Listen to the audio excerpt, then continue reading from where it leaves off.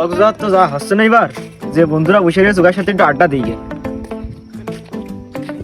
কিরে কি অবস্থা বন্ধু?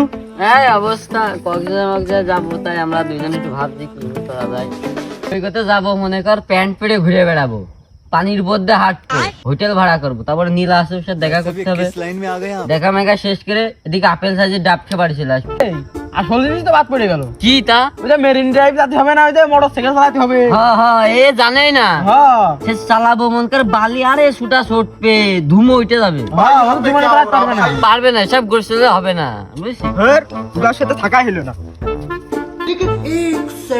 বন্ধুর সাথে বেইমানি করলি, আর স্বার্থপর। তোর সাথে আজকে তো সম্পর্ক আমার কাটাকাটি।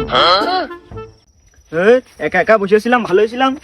ওর সাথে দেখা করে আমার মন মেজাজ আর নষ্ট হয়ে গেল, যে একা একা আবার বাড়িতে বসে গেম খেলি গে।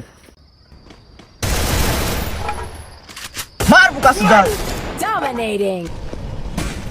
কিরে কক্সবাজার যাচ্ছিস না? ও তুই কক্সবাজার যাবি কেমনি? তুই তো শালা মিস খেয়ে। মানুষ ডাইল দেখায় আইল দেহাটি, পরি স্যান্ডেল মারি হ্যান্ডেল। আমি কক্সবাজার কি করে যাব? তোর কি আর কব, জাতি পাচ্ছিস না, গরিব মানুষ। আমি প্ল্যান করছি যে কক্সবাজারে কি কি করা যায়। এই যে নীলার সাথে দেখা করবো, আর মেরিন ড্রাইভে যে একটা মোটরসাইকেল ভাড়া করবো, 300-400 কিলোমিটার গতিতে চালাবো। এই গরিব মানুষ, তুই তোর সাথে তো বসে আমার লাভ নেই, চলে গেলাম থাকি। বাড়া সে কেনাই যাচ্ছে শুধু কক্সবাজার। এই পৃথিবীর বুকে আর থাকবো না, ওই মঙ্গল গ্রহে চলে যাবে এখন আমি।